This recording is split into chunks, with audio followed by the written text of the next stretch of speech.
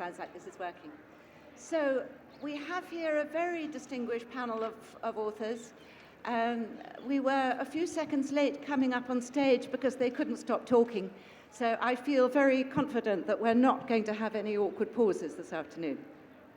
We're here to talk about the art of biography, but every single one of these writers has written work in other genres as well. So they've all written biography, but they're coming to that particular practice with different skills, different experience. I'll introduce them each before I start kind of interrogating them. And is that better? Yeah, that's much better, isn't it? Do I need to start again? So I'm going to just start by introducing us, beginning with myself. I'm Lucy Hughes-Hallett. My latest book was a novel. I was talking about that this morning, but I have also written biographies, so I have a right to be on this platform. But around me are 5 very distinguished writers of biography. We're going to talk about the form. We're also going to talk a bit about each author's subject matter. And I'm going to start with Victor Sebestyen over there. Now, Victor is an experienced journalist. He's written for Newsweek, for the New York Times, several of the British newspapers, and he's also written historical and biographical books. One of his terrific works was a book about the end of the Soviet Union, the events of 1989, which culminated in the breaching of the Berlin Wall and the collapse of the Soviet Empire. Now he's written about the beginning of the Soviet Union, and though that other book about 1989 was a book covered many countries, many characters, this book is the biography of one man, Lenin. And I wanted to ask Victor why he decided to approach the subject matter in that form. Well, when I was looking at the next subject, after I'd written 3 books about the Cold War, in fact, and when I was looking at a next subject, I still didn't feel written out about the Cold War at all. I thought, well, what was it? How did it all begin, and why did it all begin? And where did the story start? And it started with Lenin. There would have been no Soviet Union without Lenin. There would have been, the history would have proceeded in an entirely different way in Russia and the rest of Europe without Lenin. And it seemed like the obvious projection.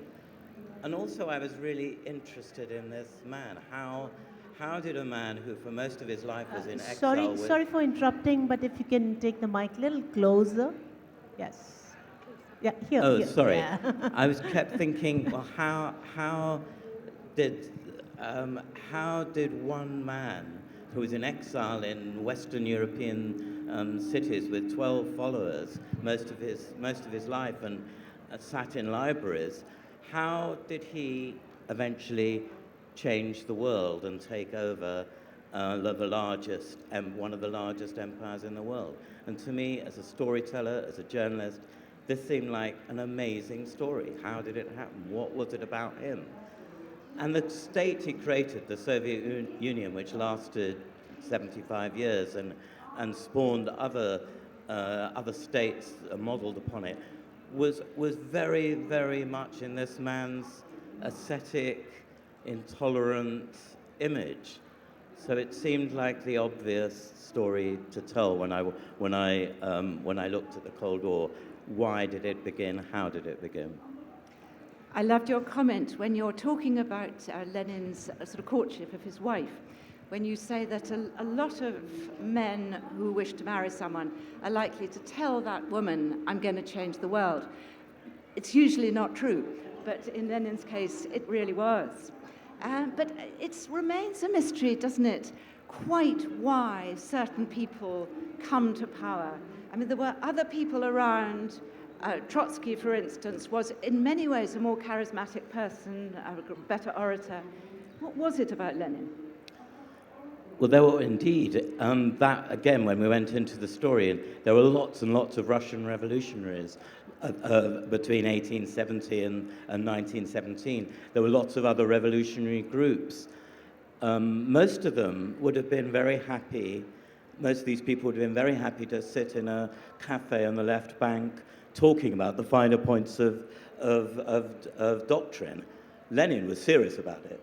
Lenin was an absolutely ruthless man who had the sense of destiny, saw a plan, how he could do it, how he could implement it, and if it depended on a great deal of luck and accident and happenstance, like, as all history does. But if certain pieces fell into place correctly, this is how it could happen. And he, by his power of persuasion, power of intellect, and the promise of salvation on earth to his people, he could do it. Also, he was not just, he was a very practical man. Often when doctrine and ideology collided with tactics and practice, he would invariably pick the tactical path to the greater end. So he was a practical man as well as an ideologue. And of course, in focusing on one character like that, you're being very un-Marxist, aren't you? An orthodox communist would find you guilty of bourgeois individualism, I think. Well, maybe, but Lenin is an absolute disproof of the Marxist view of history, that mostly it's of broad historical forces. As I said earlier, without Lenin, there would have been no Russian Revolution. Even Trotsky, who also believed in the great sweep of historical forces and economics and social forces, said that many times, that without Lenin in Petrograd then in October 1917, there would have been no Russian Revolution. Trotsky then said if he hadn't been in Petrograd in 1917, there wouldn't have been either, which is probably also true. Thank you. Let's move to Nicholas. Nicholas Shakespeare has written novels, and it shows his biographical books are as gripping as the best fiction. And this latest one, 6 Minutes in May, I can't tell you how enjoyable it is. And we've been talking about Lenin's rise to power. This is about the rise to power of another kind of world-famous figure, Winston Churchill. And actually, the title is very misleading. It's not about 6 minutes, but it is about a week. And at the beginning of that week, it looked as though Winston Churchill's political career was over. By the end of the week, he was Prime Minister of England and about to become the leader of the Allied war effort. So, Nicholas, how did that happen?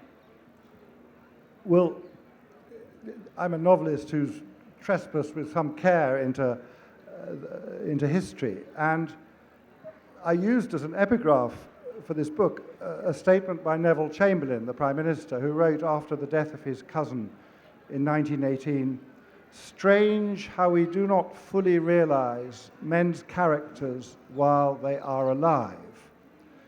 And we think we know about these immense people like Lenin, and in my case, Churchill, Chamberlain, and the former Viceroy of India, Lord Halifax. So many books have been written about them, not least Churchill's own The Gathering Storm, which in a sense is the official version of what happened, written 8 years later, and it's the received wisdom. And when I started, I'm not a historian, but when I started just to approach this freshly, I came up with I kept reverberating in my head an Eastern idiom. I don't know where I'd got it from, but it seemed to strike so truthfully, that the darkest spot is sometimes under the lamp. And though a huge amount of literature has been written about these people, we think we know them, in fact we don't know them. The versions have been written by the victorious historians, in this case Churchill. Chamberlain was never able to write his own version. He died a few months later. Halifax never really wrote his version. He felt it too undignified to enter into battle with Churchill and correct some of his mistakes and distortions. And if you hold the picture to the light, a completely different tableau emerges in which Chamberlain, who comes down to us as a kind of weak, appeasing dupe, very boring, turns out to be a ruthless manipulator of the dark arts we now take for granted in the press. He knew all the press lords, he had weekly briefings with the lobby journalists, and he used the secret services to spy on people like Chamberlain, Churchill and his opposition leaders. And he would get transcripts of their telephone conversations every day being brought to him by his junior undersecretary. He'd learnt this from the Canadians, apparently, in Ottawa in 1932, when he discovered he was being eavesdropped on, so he thought he'd use this when he came to power. Then Halifax is thought of as a man of the utmost probity. He is the universal choice to be Chamberlain's successor. He is the choice of the King, Chamberlain, the Chief Whip, the Labour Party, who say there is no other choice but Halifax. He's the choice of all the Conservative MPs. Yet, when you put a bit of wire wool over this man of probity, you find that he's having a passionate love affair with Lord Curzon, another former Viceroy of India's daughter, married daughter Barbara Metcalfe, all through this period. And people have speculated, why did Halifax decline the offer of prime ministership in that week? The obvious answer is that he felt he was in the House of Lords and therefore couldn't really be a preside over the Commons. When you, again, put that wire wool over it, it doesn't stand scrutiny. Everybody would have accepted him as prime minister, including the Labour Party, who said it probably was rather good he was in the House of Lords because it would take away some of the stress on him. And it seems you have to throw his love affair into the mix, and that possibly in his case, if power is an aphrodisiac, then love is its antidote. Then we come to Churchill. He is perceived in his own words, brilliant words, as the most brilliant kind of strategist, invincible leader. Well, he had just presided over probably the greatest military catastrophe since the Crimea, the Norway campaign, which was purely his gig. He directed it, inspired it, controlled it, and it was a disaster. It was a kind of Arctic Dardanelles. So how did he become prime minister during this week? And it was an absolutely fascinating exercise to go through the diaries, and go back to the archives, speak to people who were still alive, who had faint memories of these distant figures. And as I say, an entirely different picture, and very exciting one, emerged. And as a novelist, just to finish with the novelist, I ask different questions to historians. I want the same end. I'm trying to kind of create a plausible narrative from the available facts. But I noticed that I asked questions about emotions that count for the novelist, but the historian has to treat them with much more care.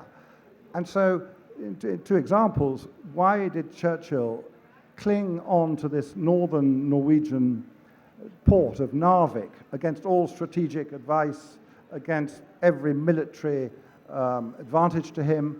No one could understand this, and during the debate everyone said, why Narvik, why Narvik? Well, his favourite nephew, Giles Romilly, had been captured there on the first day as a war correspondent, and this is never brought up in the history books, so that you would examine what's going on in the Churchill household, and you'd have to speculate.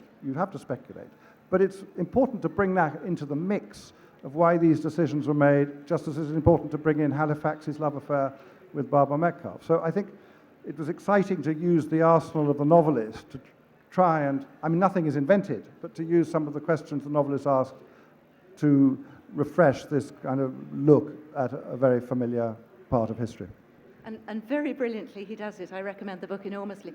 And one thing I found fascinating is that Nicholas is describing a situation where the British political establishment is going through an enormous crisis. The Prime Minister can no longer govern. It's unclear who can take over from him. This is very important. Rather, perhaps more important, Hitler has just invaded France and Belgium. And at that point, all the important people in Britain, the Prime Minister, the outgoing Prime Minister, the possibly incoming Prime Ministers, the Foreign Secretary, the chiefs of the Defence Staff, they never, ever miss lunch. So come 1 o'clock, they're off to the Reform Club or one of the sort of posh hotels to have a jolly good lunch with an enormous amount of alcohol involved. And I think that Nicholas is wonderful in giving us not only the important public events that he's just been outlining, but also the experience of what it was like to be living through that crisis. And that sort of balance of public and private is something that all biographers have to deal with, to place their subject within a context of the cultural, political world in which they live, while also honouring their interior life. And I'm now going to turn to Alexandra, who's written about Virginia Woolf, who of course is one of the great chroniclers of the interior life. And it's one of the great difficulties for anyone who writes a literary biography, that writers have very, very boring lives. We all sit alone in our rooms, and very often the most exciting thing that happens to us in the course of the day is that we decide to have a second cup of tea. So, I have also to say that Alexandra has written 2 absolutely wonderful books in which she's really invented a new literary form. One's called Romantic Moderns, the other is Weatherland. And they are sort of biographical jigsaws with many, many characters, many ideas. Alexandra is a critic, both an expert in visual art as well as literature. And in writing about the culture of early 20th century Britain, she somehow managed to, for me, remind me of things I thought I already knew, but I knew them as though they were scattered pieces of jigsaw on a table.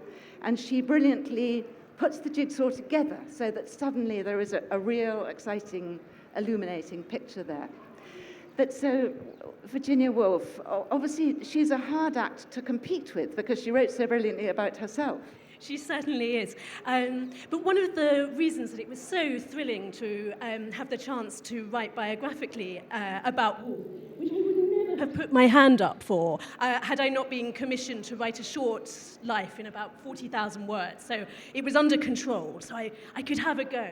And what was so exciting was that as I'd been reading her novels, I'd been so struck by the fact that the main figures in the novels are sometimes just not there.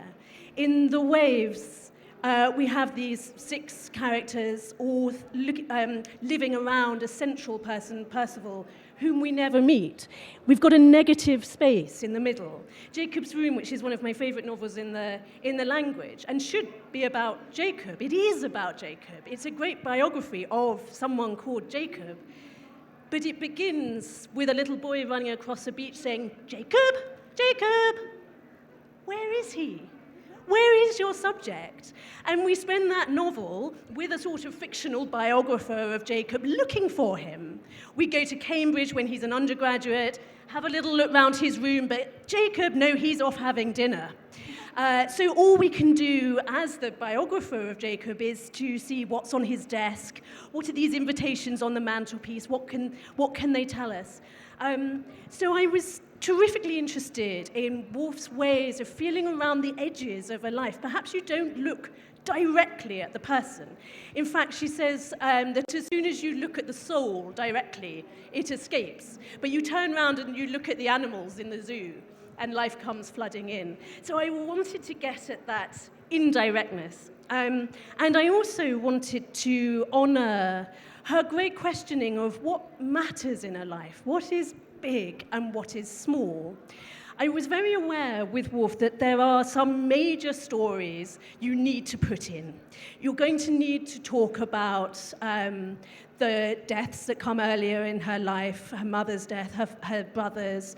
You're going to need to talk about her illness. Everyone wants you to talk about her illness and her death. You've got to do it. But I so wanted, in my 40,000 words, to find enough room for life just going on, for the fact that Woolf is brilliant at structuring a day, for example. She's at her happiest when she comes to the end of a day which was like a perfect piece of cabinet making, beautifully fitted with beautiful compartments. And that's just a Thursday in March. I wanted to be able to express the Thursday in March as well as the wedding and the launch of the book and the breakdown. So how do you get the routines of life running on underneath the eventfulness was one of the great questions I kept asking. Shall I keep talking, or I've had my go? Yes, please keep on. And Woolf herself wrote very explicitly about how we might approach biography. Because she was the daughter of a biographer, Sir Leslie Stephen, she was very conscious of inheriting a tradition of biography and wanting to change it.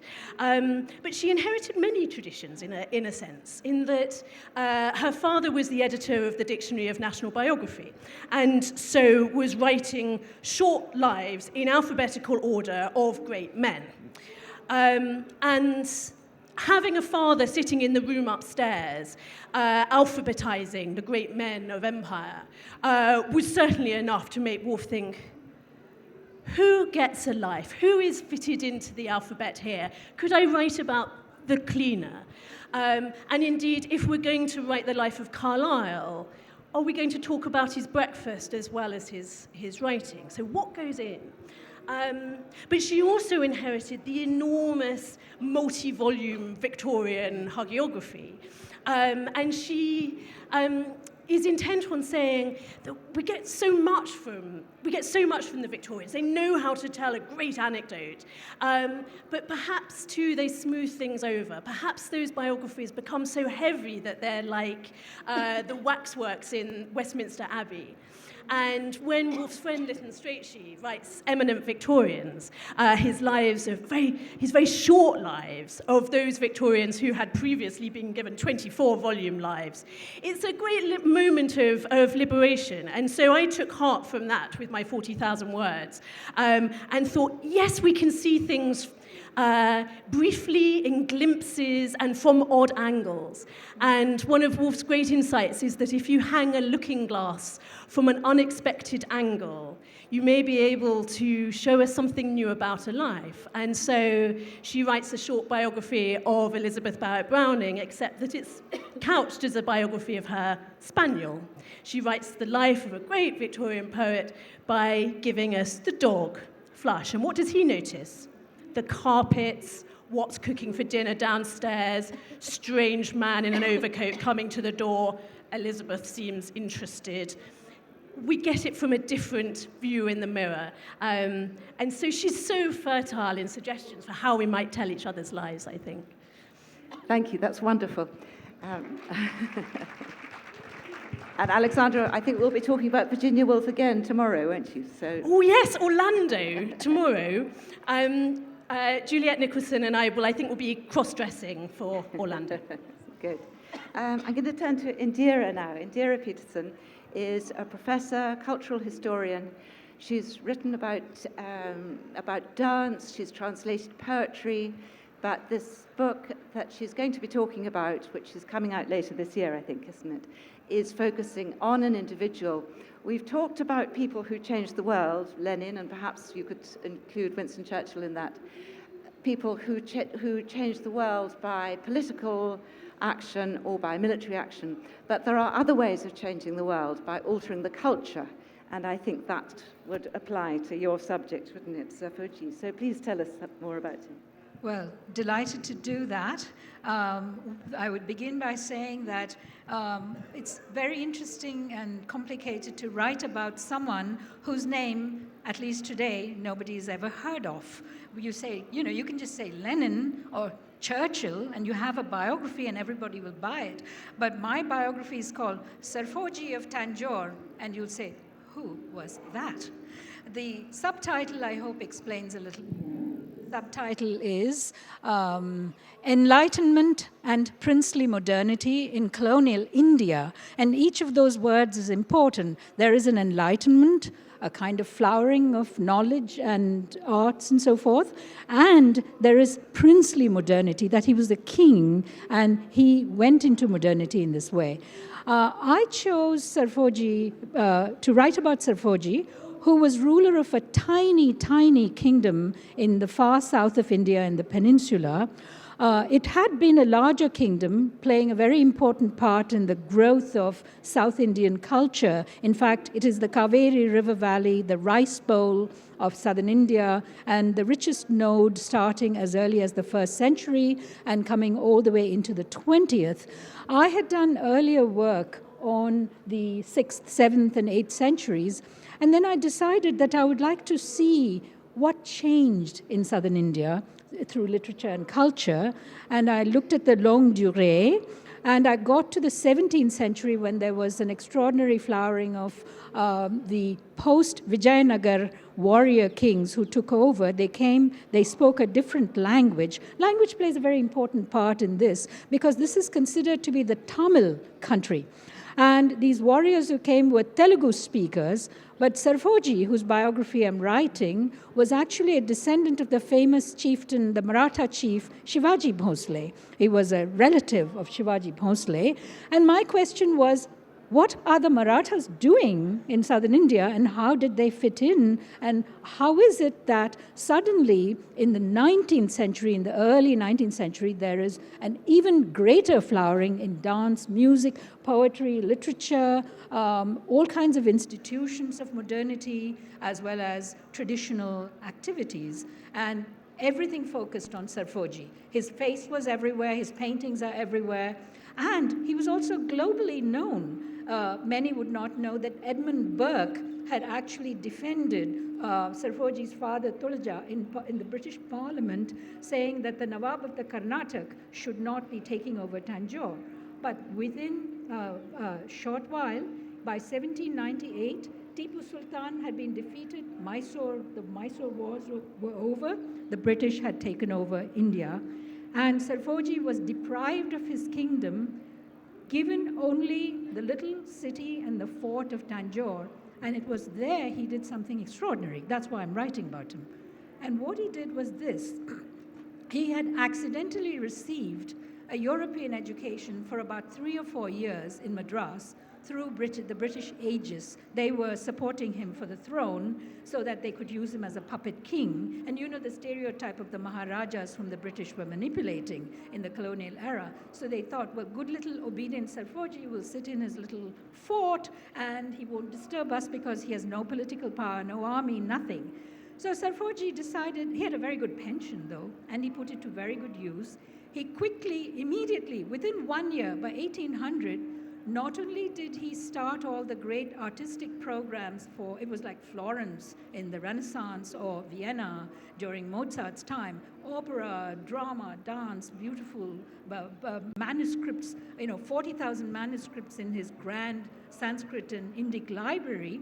But then he ordered an electrifying machine, an air pump, books of chemistry, amassed a library of 4,500 books in his lifetime, in his ruling time, which was between 1798 and 1832, the earliest of any Indian, let alone a king, who had amassed this kind of knowledge. He thought of himself as a kind of autonomous agent of the Enlightenment. And he did this, and I won't go into great detail here because I'm sure Lucy will have something to say. He ordered, as I said, not only all these things, but he consistently had these things, these objects and these thoughts, a printing press, an electrifying machine, all these sorts of things in conversation with Indian modes of oral tradition and performance. And I'll give you just one example. There was a very popular dramatic genre called the fortune teller drama. And these fortune teller dramas were already an early modern way of engaging with the expanding universe of southern India in the 17th and 18th centuries. A fortune teller comes from far away. She describes all the lands that she's been to, and then she tells you the history, the local history. So this is a geographical and historical genre. What does Sarfuji do? He orders all the major books on astronomy, celestial astronomy, star charts, including ones of the kind that King George had. And he also orders all these geography books. And he commissions a Kuravanji fortune teller drama in which the fortune teller talks about flying in all the galaxies, the Copernican system where the Earth revolves around the sun and not vice versa, and also explains all the geographical parts of the world, the continents and so on, all in dances and music in the traditional style. This is just a very simple example. So I was fascinated, and I'll conclude with this comment. I was fascinated by this man, in part because he brought another language and multiple other languages to this place, created literature and cross-cultural translations in all of these languages, connected globally beyond the colonial overlord with Copenhagen, Halle, France, and other countries to the extent that he could under the surveillance of the state. As long as he just sent natural history drawings or, queries about English literature, he was allowed to send things. But those things are still in Aberystwyth in Wales, in Copenhagen, in the National Museum, in the British Library, and elsewhere. So he was a global presence. His activities were noted both locally and globally. For the locals, he was this great king of modernity. He was bringing everything in the world into this tiny little kingdom of Tanjore. For the global, the British were stunned and astounded. He had schools in which free schools, the very first modern schools, where 5 languages and English were taught in addition to Sanskrit. The British hadn't done anything about this until 1841. So they were so impressed at his Orientalist as well as modernist activities, they elected him as the first honorary member of the Royal Asiatic Society of Great Britain the very moment it was formed. So my task is to recover, to restore Sarfuji, rescue him from historical amnesia, both local and global, because today, with languages and linguistic states dividing India into little pockets of ethnic and communal communities, languages, as George Steiner once said, are zones of silence and razor edges of division. In Sarfuji's time, there was a pluralism which crossed boundaries, which I think for moderns like us is a very attractive thing, and I'm hoping that this will be one way of restoring him from historical amnesia, and also a time and a place which I think it's worth thinking about. Thank you very much, Indira. Now, Diarmaid, last but not least. Diarmaid MacCulloch is Professor of the History of the Church at Oxford. And a few decades ago, that might have seemed rather a fusty old subject, not really relevant to the modern world. A generation ago, it seemed as though to modernize was to secularize. Religion, certainly in Britain and probably elsewhere as well, was declining to some extent, all religions. And certainly there was very little interconnection between the religious culture and political culture. Things have changed drastically, and it's now urgently necessary that we should all think about religious institutions, the way they connect with politics, and what happens when a religion is in a state of crisis. Now, Diarmaid has written 2 biographies about religion in a state of crisis in 16th century England during the Reformation. The first was about Thomas Cromwell, and the one which will be published later this year was about Thomas Cromwell. Diarmaid, can you tell us a bit about those 2 extraordinary people? Yes, I can. The great thing about 16th century England, Tudor England, is that you can see it's a hinge period in the history of England. Frankly, before 1530, England was not important. It was, in the 15th century, a failed state. It's on the edge of Europe. Its king really doesn't matter. And a mark of that is that no one outside what are now the British Isles spoke English. Why should they? Marginal place, marginal language. That's early 16th century England. By the end of the 16th century, you're seeing something a bit different. It's on the way to being an outward-looking, global, sailing across the Atlantic culture, bringing English to become a world language to affect all parts of the world, and bringing with it one peculiar institution, Parliament, which was a medieval thing which most other countries had given up in the 16th century. Well, in England, that institution flourished. Now, the 1530s are the moment when that happened, and my two people, Cranmer and Cromwell, are at the heart of that. Cranmer went on to create a service, a prayer book for the Church of England, the new Protestant Church of England, and it's one of the great literary documents of the English language. Without knowing it, you who speak English are speaking the cadences of that book, perhaps even more than the Bible, actually. So Cranmer's hugely important. And then there is the statesman, the politician who did these things, Thomas Cromwell. And he's the man who made Parliament so important in this process for something perfectly at that moment and accidental, getting Henry VIII off the hook of a marriage he didn't want to a lady called Catherine of Aragon, so he could marry another lady, Anne Boleyn.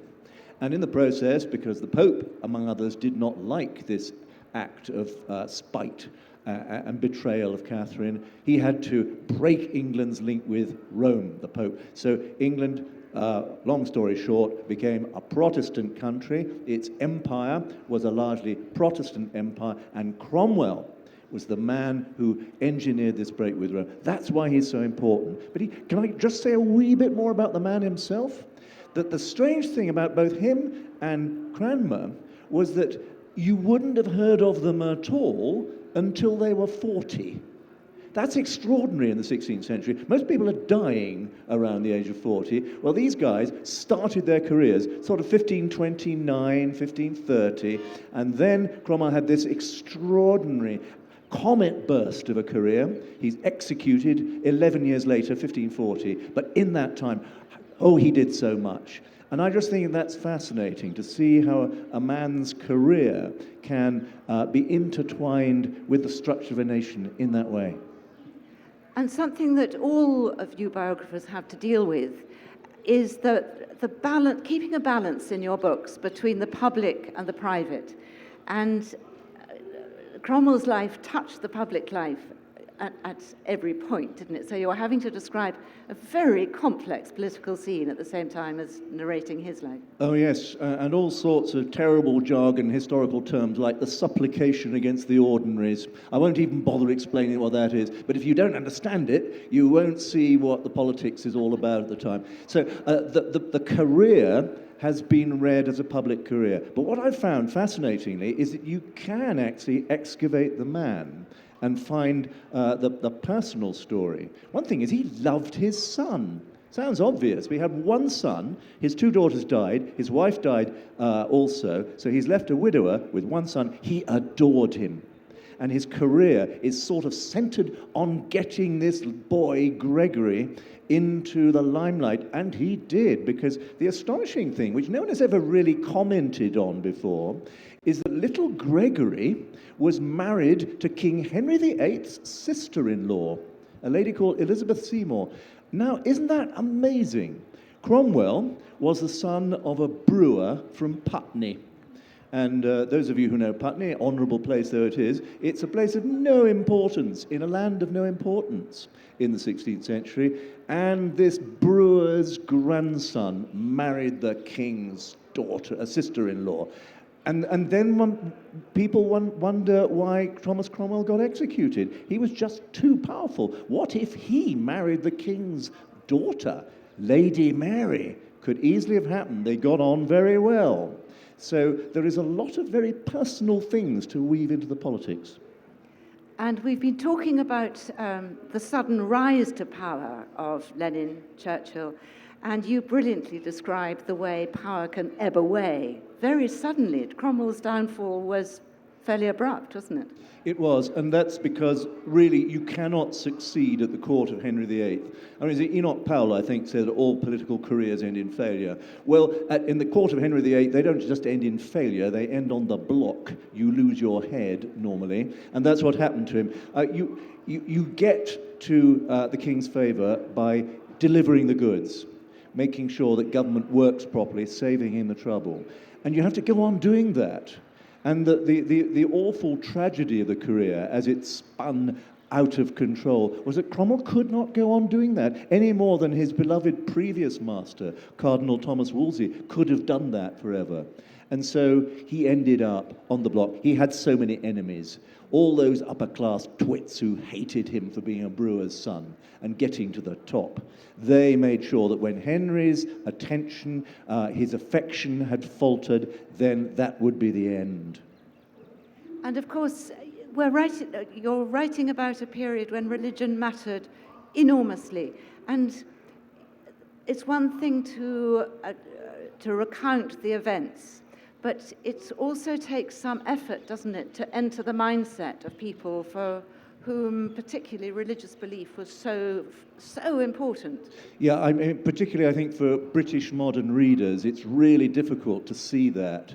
And I just think I have to ask the reader to make a huge leap of the imagination in which religion is at the centre of everything.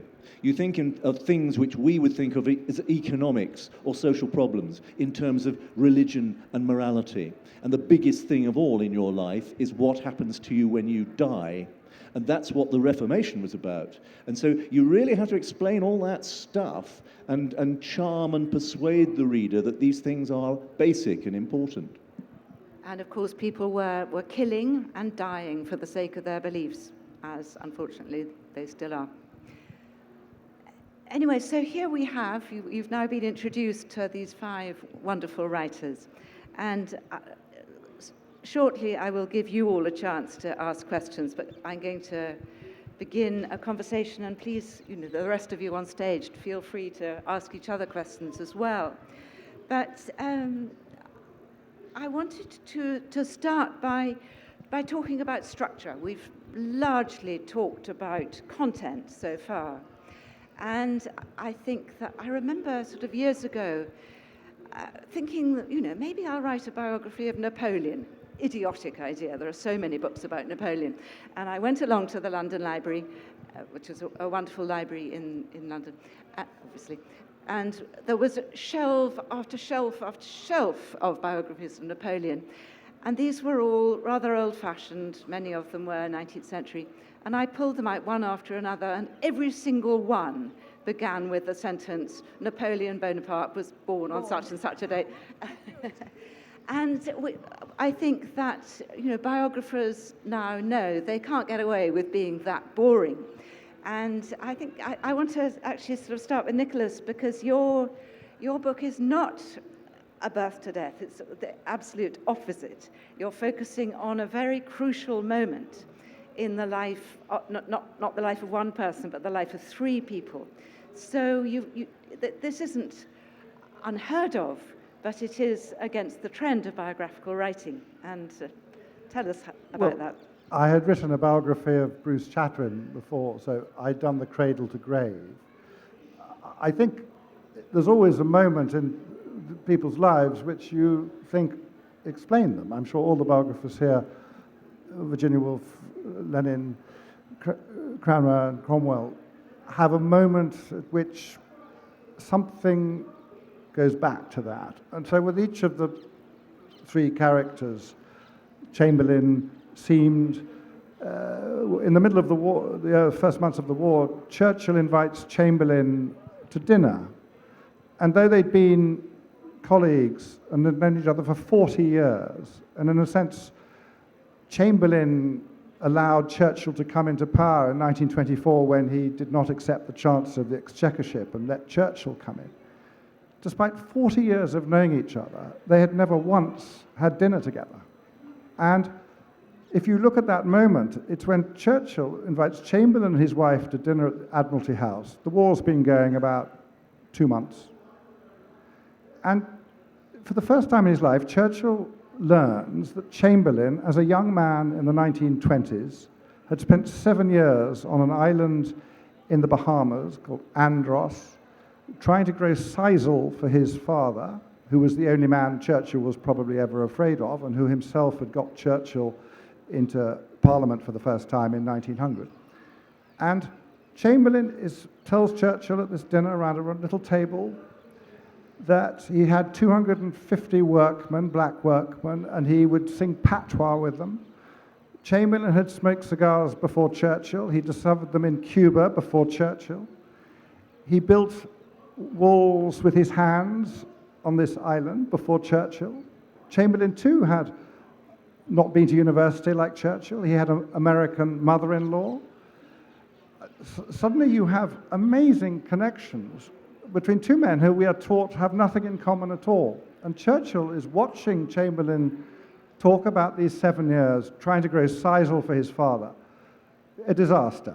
The sisal doesn't grow. Just a few bits grow, possibly to make straw hats. And it was this kind of rigid, persevering against all the odds, was almost a rehearsal of his unsuccessful policy against Hitler, it seemed.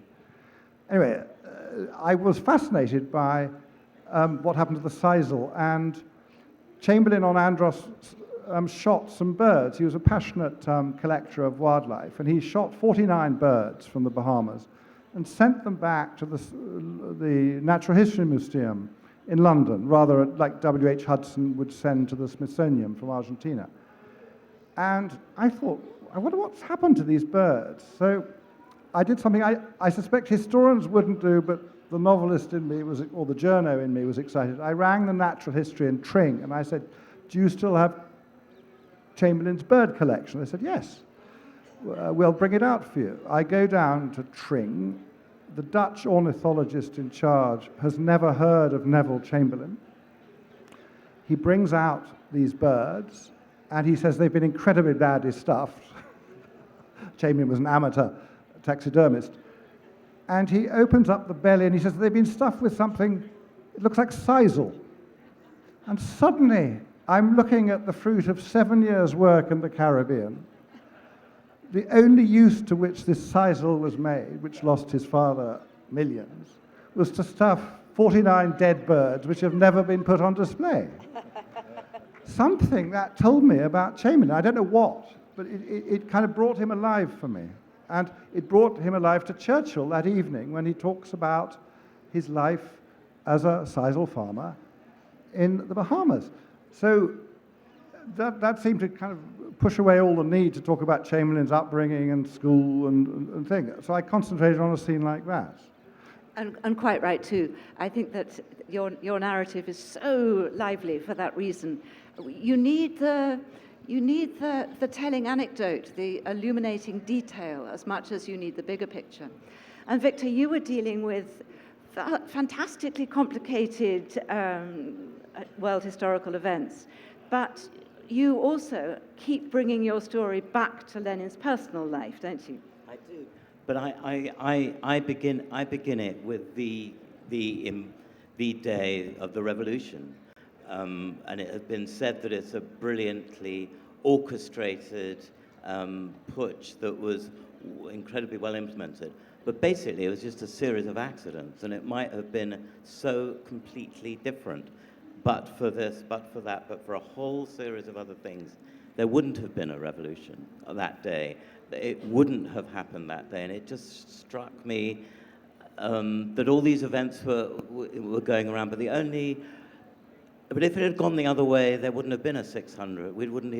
Lenin would probably be a small footnote in history, and there wouldn't have been a 600-page biography that I've written and another 150 biographies written. So it just struck me that seemed the obvious way to tell it, and a storyteller's way of telling it, because it was such a good dramatic story. But yes, you had to then explain your person your subject in the place and the time in which you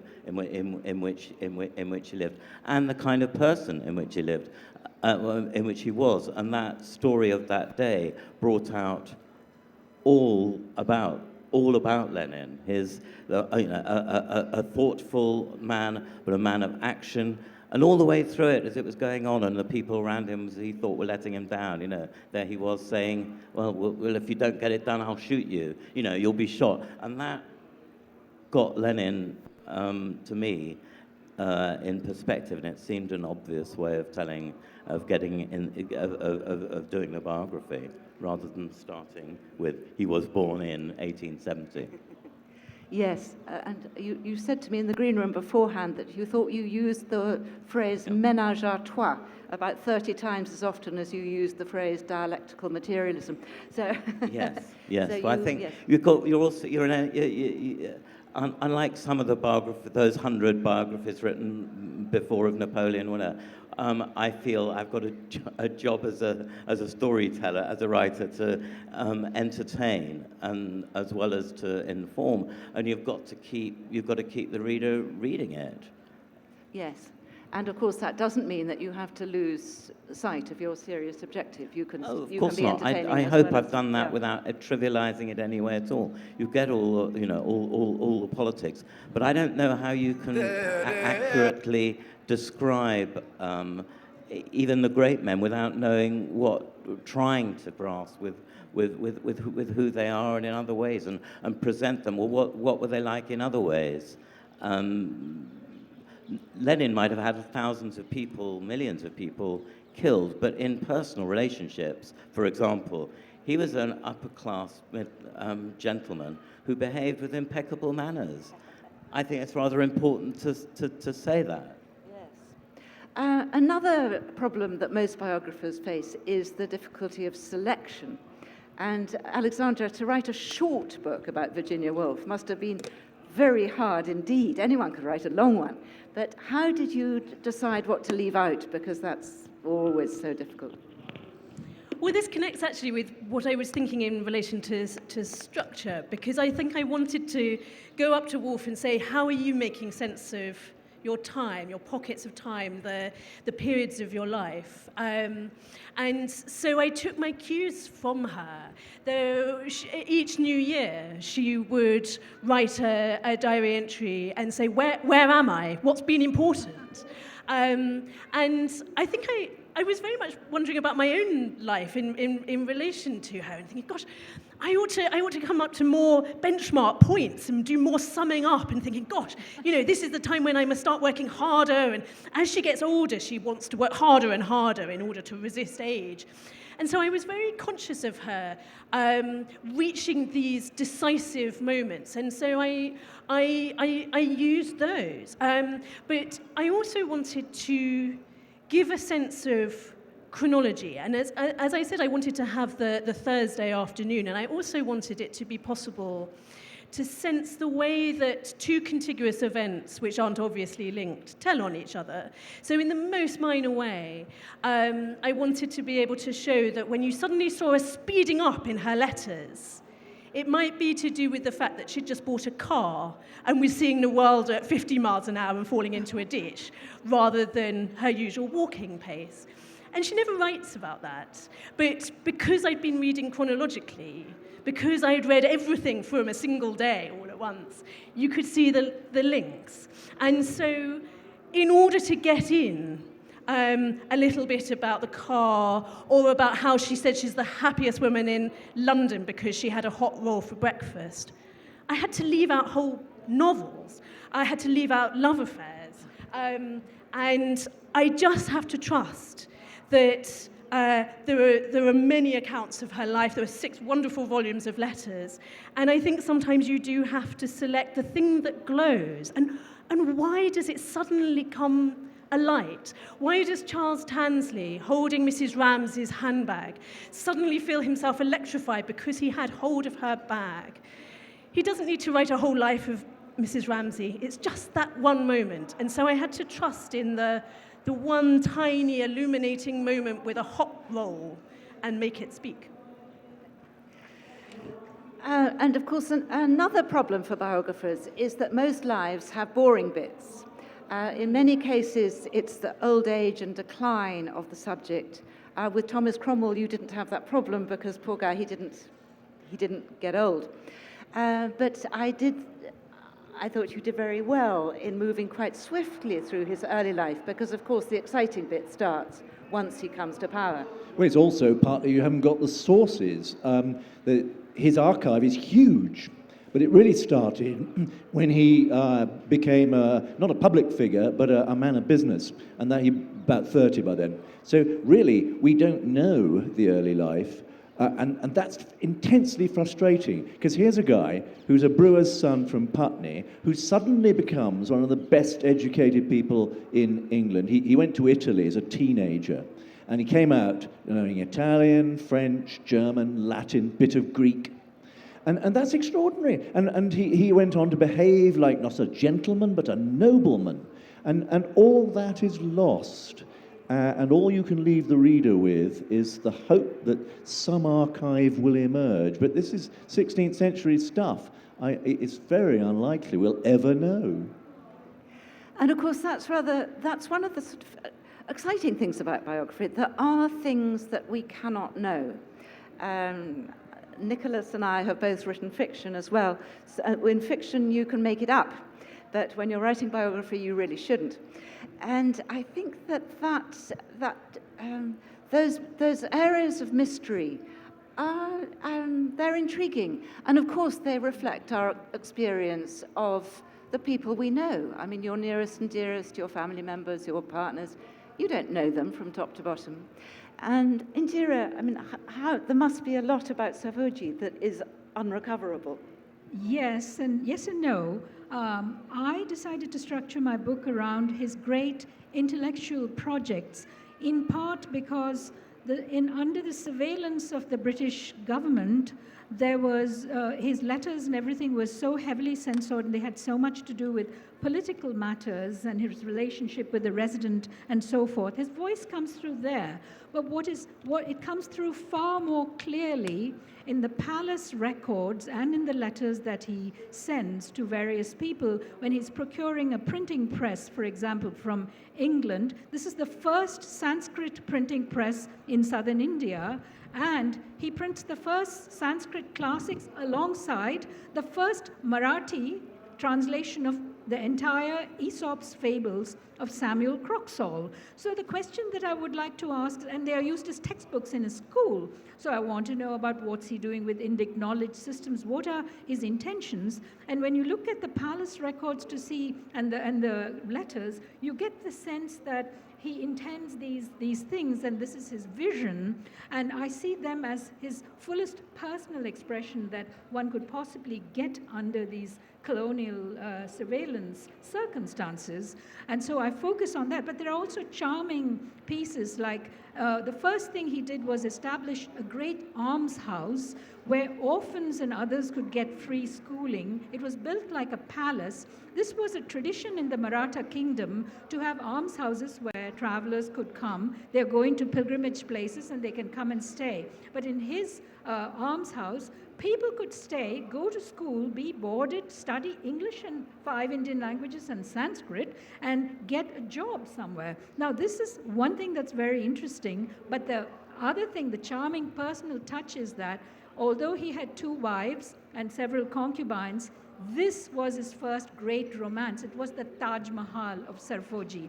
And his Mumtaz Mahal's name was Muktamba. So this Chatram almshouse was called the Muktamba Chatram. He immortalized her there, and his most beloved moments were spent. She died before he got to the throne, but he memorialized her rather than his queens. And here are the missionaries and the British looking, opprobriously at him, but he thumbs his nose at them and says, "That's my concubine, and that's my monument to her, and it's going to be my almshouse." So these are the kinds of stories. I have many stories like that, and I'm enjoying, telling those stories. The book is not out. It's still under negotiation. Hopefully it'll be out in 2019.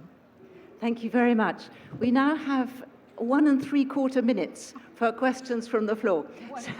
So if you have a question, please can it be a question rather than a speech? Now, do we have microphones? Someone in the front there. There's one in the front. Okay, yes. One and only? Like one and only question? Whoever gets the microphone first. Okay.